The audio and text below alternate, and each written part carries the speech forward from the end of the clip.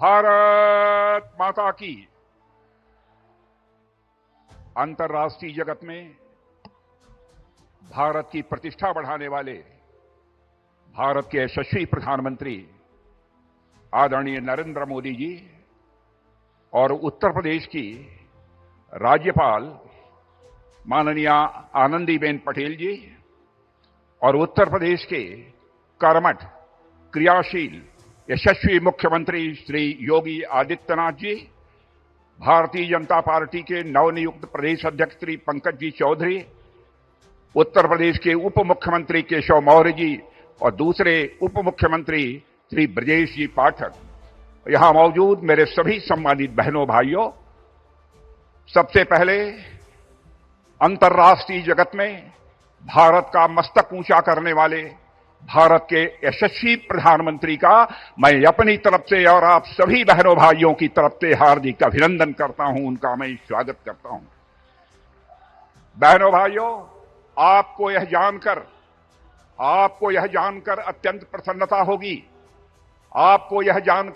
प्रसन्नता होगी कि हमारे प्रधानमंत्री जी, जिनको कि अंतर्राष्ट्रीय जगत में भारत को जहां ख्याति दिलाई है, भारत का मस्तक ऊंचा किया है, वहीं पर हमारे प्रधानमंत्री एक ऐसे राजनेता हैं जिन्हें दुनिया के 29 देशों का जो सर्वोच्च सम्मान होता है वह सर्वोच्च सम्मान प्राप्त हुआ है।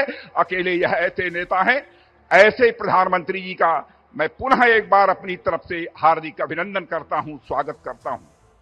आज इस पावन अवसर पर श्री श्यामा प्रसाद जी मुखर्जी, पंडित दीनदयाल जी उपाध्याय और श्रद्धेय अटल जी की मूर्तियों का अनावरण आदरणीय प्रधानमंत्री जी के कर कमलों से हो रहा है। मैं मानता हूं कि आज का यह अवसर निश्चित रूप से देश के लिए बेहद महत्वपूर्ण है। मेरे बहनों भाइयों, आज परम श्रद्धेय पंडित मदन मोहन मालवीय की भी जयंती है। इस मंच से उन्हें स्मरण करते हुए उनकी स्मृति को मैं नमन करता हूं।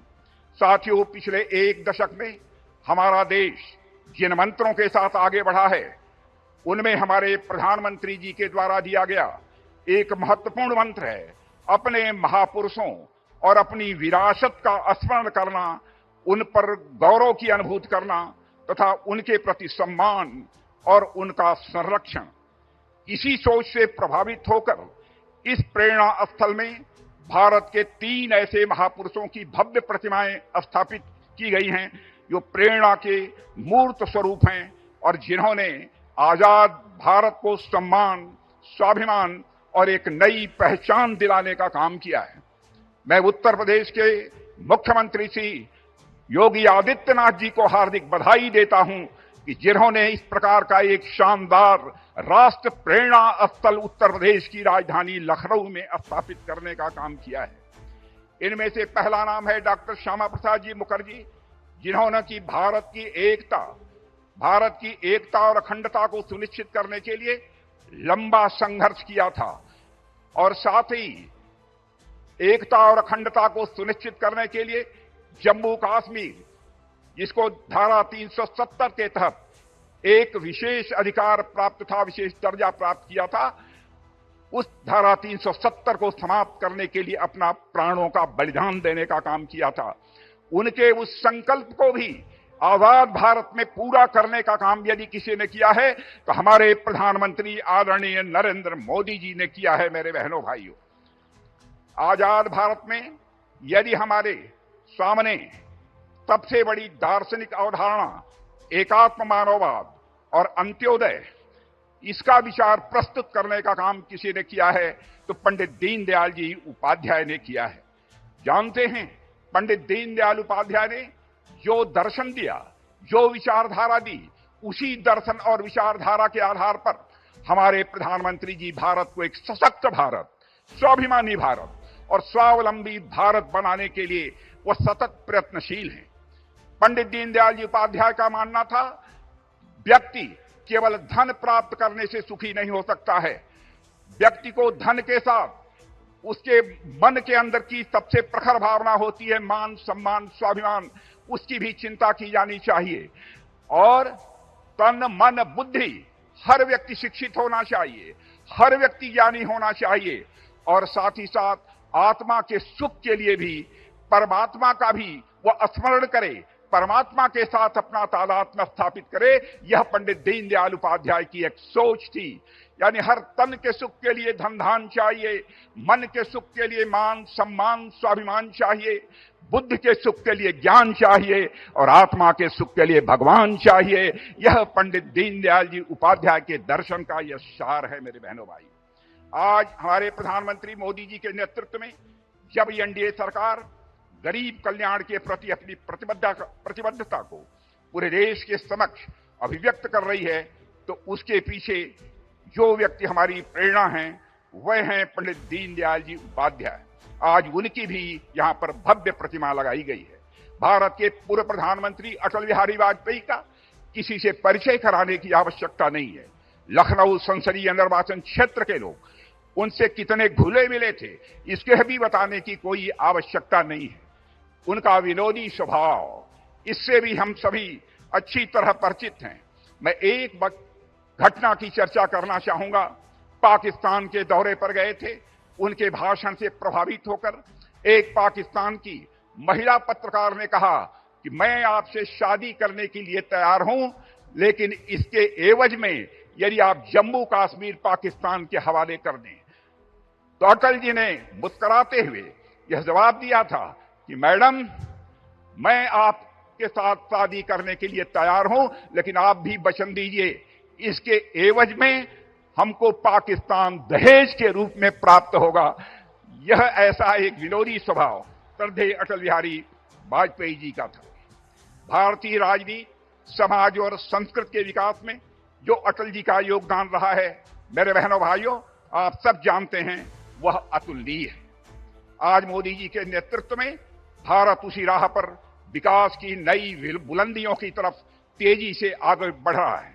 आज आपको जानकर यह खुशी होगी, भारत में महंगाई की दर आजाद भारत के इतिहास में पहली बार 1% से नीचे गई है। मेरे बहनों भाइयों, इसके लिए प्रधानमंत्री जी का तालियां बजाकर अभिनंदन किया जाना चाहिए, स्वागत किया जाना चाहिए।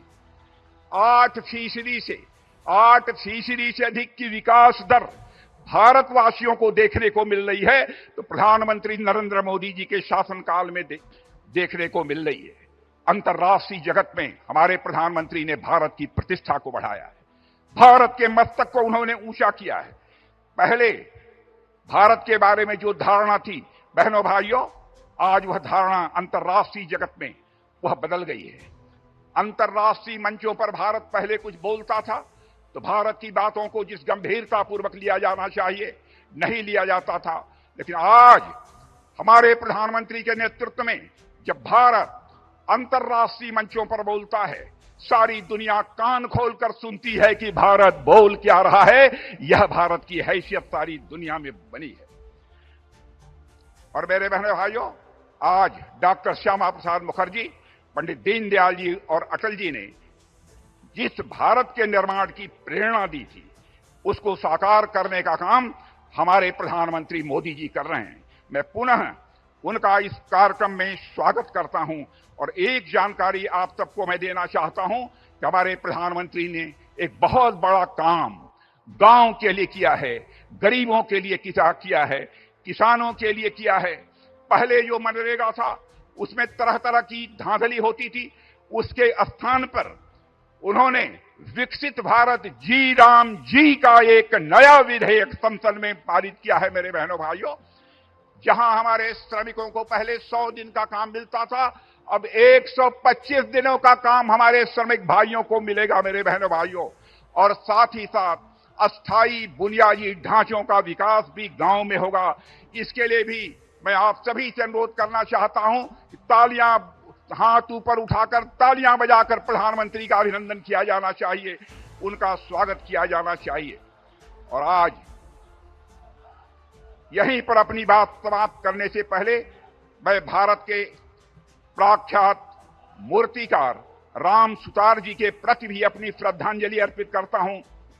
और साथ ही मंटू राम जी ने यहां पर जो 2 प्रतिमाएं बनाने का काम किया है, उनके प्रति भी अपना सम्मान व्यक्त करते हुए यहीं पर बहनों भाइयों मैं अपना निवेदन समाप्त करता हूं। आप सबको बहुत बहुत धन्यवाद।